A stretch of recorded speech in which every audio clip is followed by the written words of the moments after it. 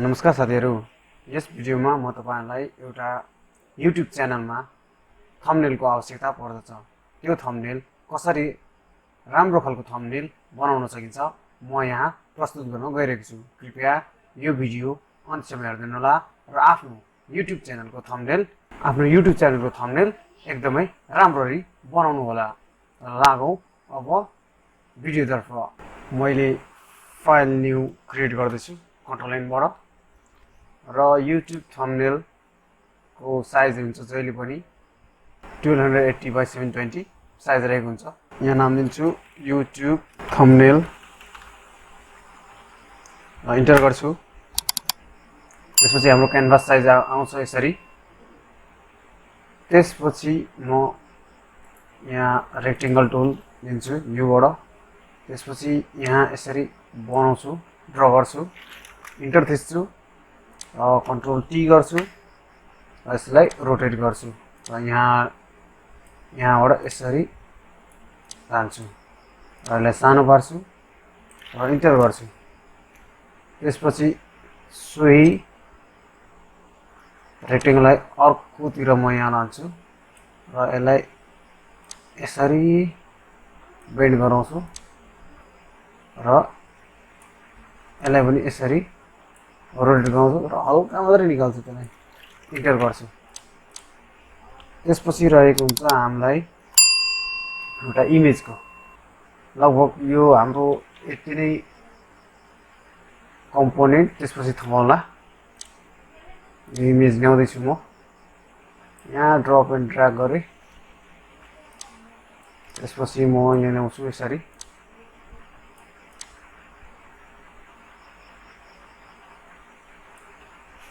Size गरे,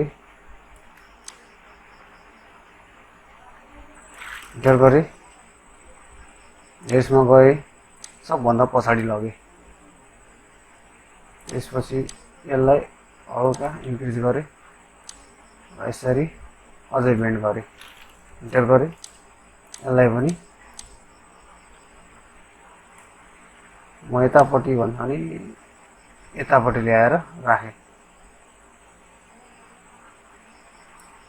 र यसलाई माथि यसरी कन्ट्रोल थिचेर यसरी ताने। यसको ट्रान्सपेरेन्सी म हल्का, यसको यो लेयरको यो रेक्टेंगलको हल्का म फिल घटाइदिए।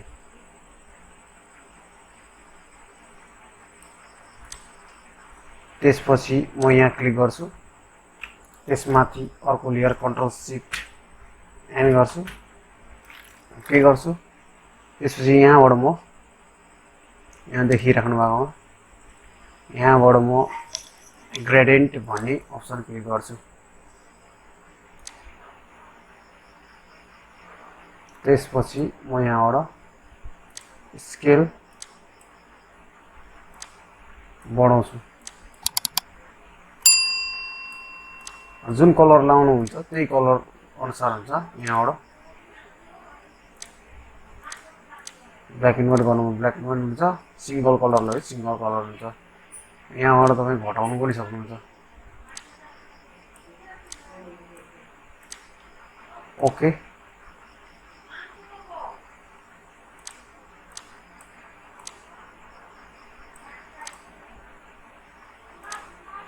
Audio cancel. यहाँबाट लाइनियर राम्रै हुन्छ। ओके, त्यसपछि यसलाई हल्का मुभ गरौँ।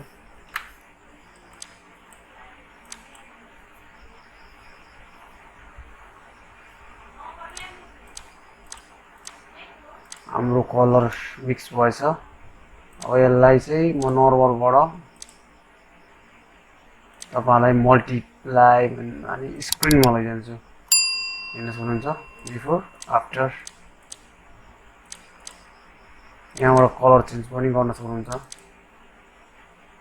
यहाँबाट क्लिक गरेर ब्ल्याक, ओके ओके ओके गरेर आफूलाई चाहेको जस्तो कलर यहाँबाट फिल गर्न सक्नुहुन्छ।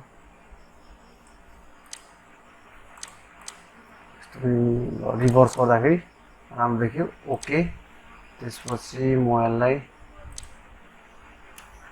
जहाँ राम्रो छ तपाईँ त्यहाँ राख्न सक्नुहुन्छ यसरी चेन्ज गर्न सक्नुहुन्छ मलाई कलर बन्ड भन्दा पनि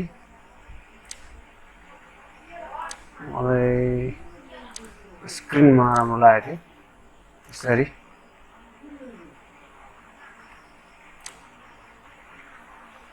त्यसपछि टेक्स्ट लिने व्हाइटमा राख्नु होला क्लिक गर्छु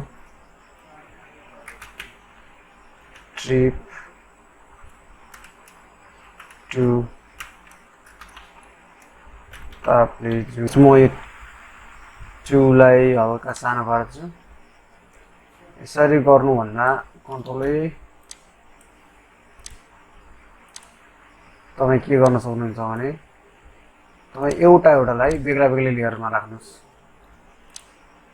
ट्रिपलाई कन्ट्रोल एक्स गर्नुहोस् यो लेयरलाई कन्ट्रोल जे गर्नुहोस् माथि तान्नुहोस् टी गर्नुहोस् यहाँ गर्नुहोस् कन्ट्रोल ए गर्नुहोस् कन्ट्रोल बी गर्नुहोस् त्यसरी ट्रिपलाई यसरी राख्नुहोस् अनि ट्रिपको अर्को लेयर मैले यहाँ बनाउँछु यहाँ क्लिक गर्छु टी गर्छु यहाँ सेलेक्ट गर्छु कन्ट्रोल एक्स गर्छु यहाँ गएर म यहाँ टी थिचेर कन्ट्रोल ए गरेर पेस्ट गर्छु त्यसपछि हाम्रो बेग्ला बेग्लै लेयर भएको छ यसरी तपाईँ गर्न सक्नुहुन्छ अब म के गर्छु यो टीलाई टी थिचेर यसरी सानो बनाउन सक्छु which will look amazing है यसरी गर्न सक्नुहुन्छ यो ट्रिपलाई अब यस्तो छ अब आफ्नो अनुसार तपाईले चेन्ज गर्न सक्नुहुन्छ अब यसलाई अब हल्का यस्तो बढाउन पनि सक्नुहुन्छ यसरी आफ्नो ब्लगको नाम यहाँ लेख्न सक्नुहुन्छ जस्तै निम्स एकाडेमी रहेको छ निम्स एकाडेमी कन्ट्रोल ए यस्तो गरिदिन्छु यहाँबाट स्काई फलबाट म टी थिचेर यहाँबाट चाहिँ म GOTHAM गोथाम यसरी गरेपछि अमेजिङ यहाँ चाहिँ यसलाई नि म यसलाई यतापट्टि सारिदिन्छु टी थिच्छु कन्ट्रोल ए गर्छु र सब्सक्राइब भनेर हिँड्छु हेर्न सक्नुहुन्छ क्लिक गर्छु हरेकलाई म चेन्ज गर्न सक्छु यसरी अब बोल्ड ओके ट्रिपलाई म अझै हाइलाइट गर्नलाई यसरी गर्न सक्छु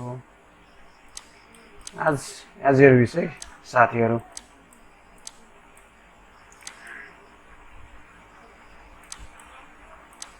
फोन्ट स्टाइलले तपाईले चेन्जेबल ल्याउन सक्छ तपाईलाई कस्तो मन पर्छ अनि यसरी तपाई क्रिएट गर्न सक्नुहुन्छ आफ्नो बेग्लै स्टाइलिश खालको यसरी तयार पार्न सक्नुहुन्छ आफ्नो थम्बनेल जुन चाहिँ अट्र्याक्टिभ र तपाईलाई हेर्दाखेरि एकदमै राम्रो लाग्न सक्छ एकदमै सिम्पल र इफेक्टिभ तरिकाले यो भिडियो तपाईलाई कस्तो लाग्यो कृपया कमेन्ट बक्समा कमेन्ट गरिदिनु होला र यो च्यानललाई सब्स्क्राइब गर्नु भएको छैन भने चाहिँ सब्स्क्राइब गर्न नभुल्नु होला भिडियो हेर्दिनु भएकोमा तपाईहरुलाई धेरै धेरै धन्यवाद